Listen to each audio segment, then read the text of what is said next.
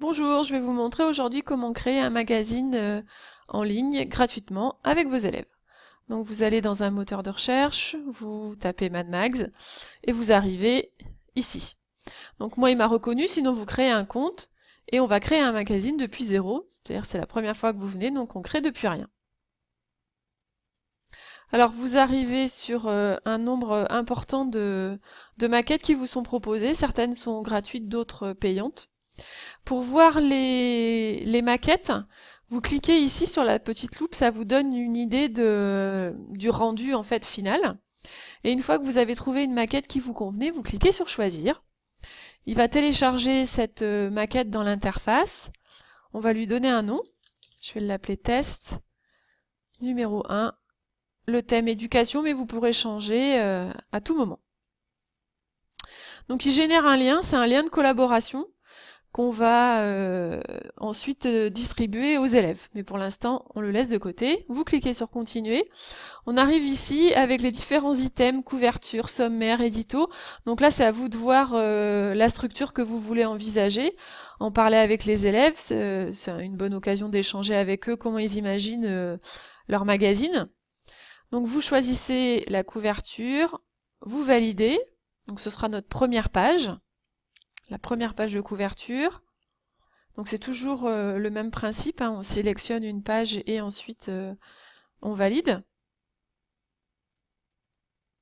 Voilà. Pour modifier une page, on clique dessus. On peut choisir une image depuis un ordinateur ou depuis Internet. Hein, on fait ouvrir de façon classique et on valide. Il va donc la charger en instantané sur l'interface de Mad Max. Donc vous avez vraiment le rendu aussitôt avec une bonne connexion Internet.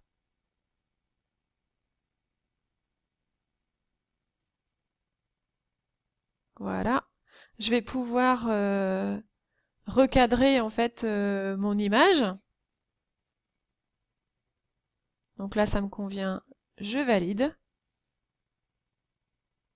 Là, il est en train de l'insérer sur la première page de couverture. Et je vais pouvoir changer tous les textes. Donc j'ai juste à sélectionner. Voilà. Je vais taper vitrine. Je vais attendre qu'il ait chargé toute la page. Alors je peux changer tous les textes, hein, bien sûr. Hein. Si je me dis, bah, par exemple, ce carré-là ou ce carré-là, ça ne me convient pas, je fais supprimer et je l'aurai pas dans ma mise en page. Voilà. Donc je vais revenir à la structure. Je vais rajouter une page. Après la page de couverture, moi je vais rajouter un sommaire. Donc je sélectionne, je valide. Voilà, je rajoute une autre page. Je vais rajouter un édito pour expliquer la sortie pédagogique qu'on a fait et pourquoi est-ce qu'on fait ce magazine en ligne. Et puis je vais rajouter également des articles. Donc je vais choisir cette mise en page là et je valide. Voilà. Alors j'ai mes 4 pages. C'est la seule contrainte chez Mad Max, c'est qu'il faut un multiple de 4 pour ensuite pouvoir publier. Voilà. Donc on a différents icônes. Là c'est pour supprimer les pages, là c'est pour les modifier comme je vous ai montré tout à l'heure. Ce qui est intéressant également, c'est que on peut faire des intégrations en intégrant par exemple des vidéos. Vous cliquez sur hop là, donc on peut ajouter une vidéo YouTube. Donc je vais aller récupérer un lien hypertexte, copier,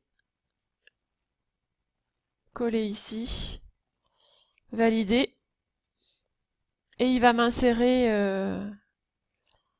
ma vidéo.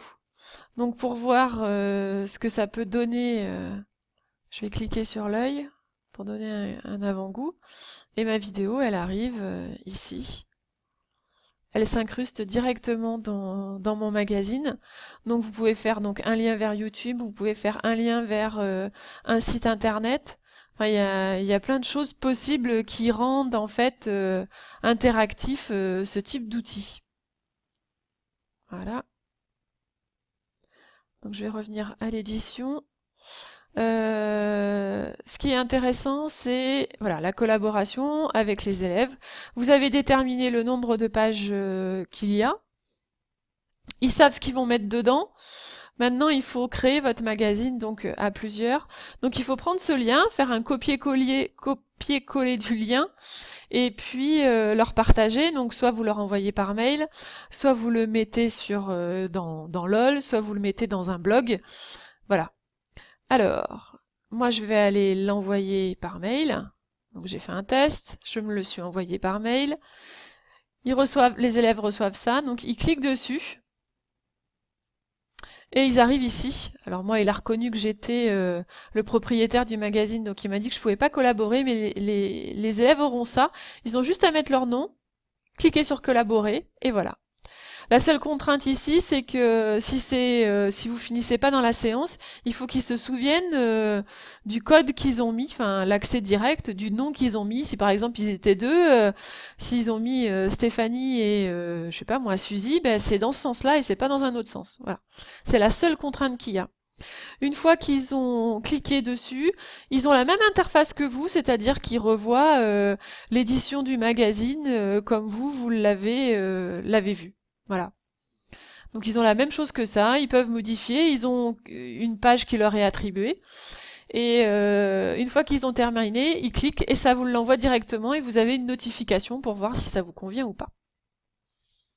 Une fois que votre magazine est terminé, vous avez fini les corrections, vous cliquez sur publier. Si ça vous convient, on confirme la publication. Voilà.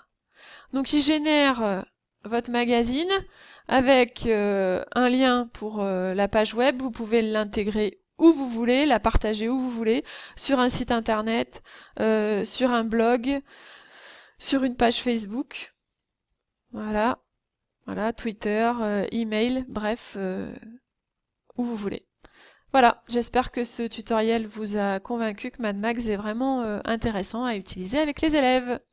Merci!